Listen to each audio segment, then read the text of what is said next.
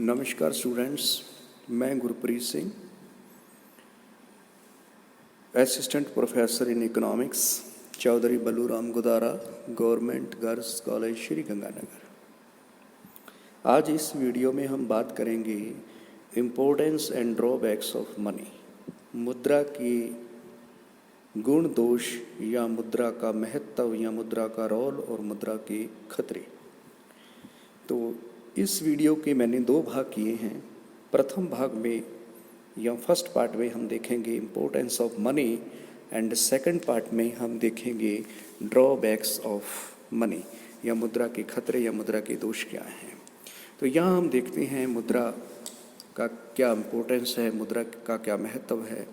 तो बच्चों, हम सब जानते हैं कि मुद्रा का आविष्कार ही बार्टर सिस्टम या वस्तु विनिमय प्रणाली की कमियों को देखते हुए हुआ था, क्योंकि वस्तु विनिमय प्रणाली में हर व्यक्ति भयभीत था कि वो जिस वस्तु का उत्पादन करता था उस वस्तु के बदले में उसे दूसरी वस्तु प्राप्त होगी या नहीं। इस चीज़ का भय मानव जाति को सदैव लगा रहता था और इसी से छुटकारा पाने के लिए मुद्रा का आविष्कार हुआ, एक ऐसी वस्तु जिसको सभी स्वीकार करते हों, और उसे नाम दिया गया मुद्रा। मुद्रा अपने प्रारंभिक जीवन में, मैं कहूँ कि अखेट युग में,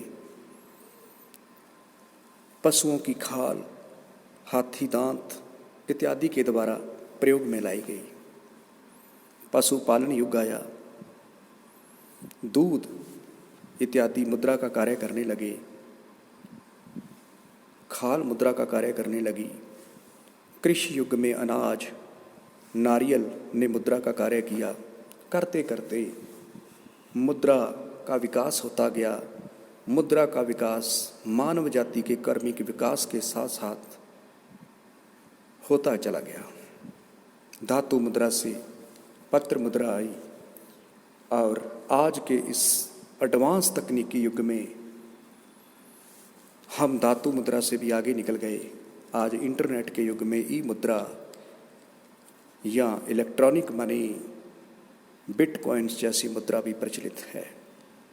इसलिए मुद्रा का महत्व दिन प्रतिदिन बढ़ता चला जा रहा है और हम देखते हैं कि मुद्रा का क्या महत्व है।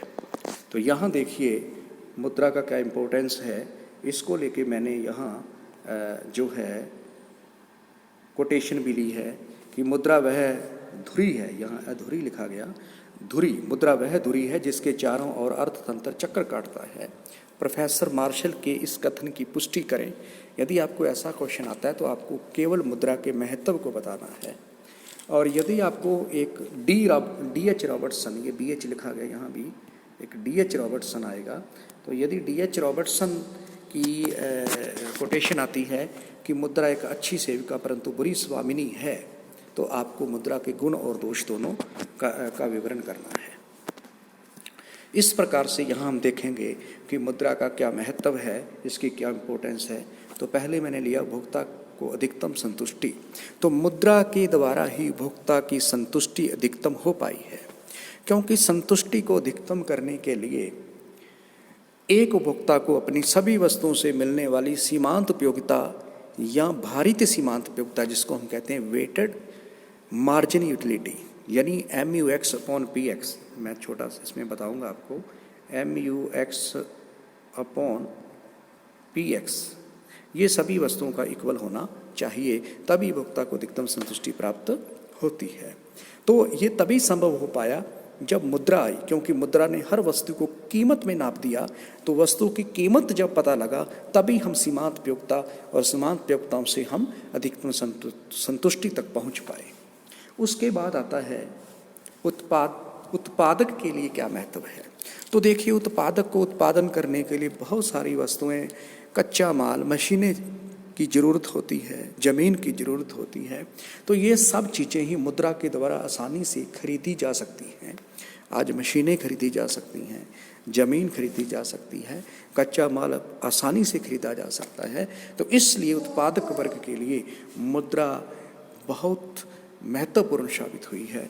उसके बाद आता है बड़े पैमाने पर उत्पादन संभव। तो यही उत्पादन का दूसरा रूप है।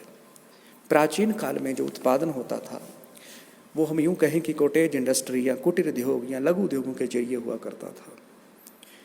लेकिन आज मुद्रा का विस्तार होने से, बैंकिंग सिस्टम प्रणाली हमारी विकसित होने से बड़े पैमाने पर मुद्रा का प्रवाह हुआ है। आज एक उद्योगपति को किसी बड़ी इंडस्ट्री सेटअप करनी है, उसको एक बड़े ज़मीन के टुकड़े की आवश्यकता है, वो आसानी से लोन के जरिए उसको परचेज कर सकता है, वहाँ बड़े लेवल पे मशीनें फिट कर सकता है, कच्चा माल अवेलेबल हो सकता है। इसलिए उद्योग का विस्तार होता जा रहा है, छोटे उद्योग बड़े उद्योगों में बदल रहे हैं और लघु उद्योग से वृत्त उद्योगों की संख्या बढ़ती जा रही है, जिसका मुख्य कारण क्या है? मुद्रा है।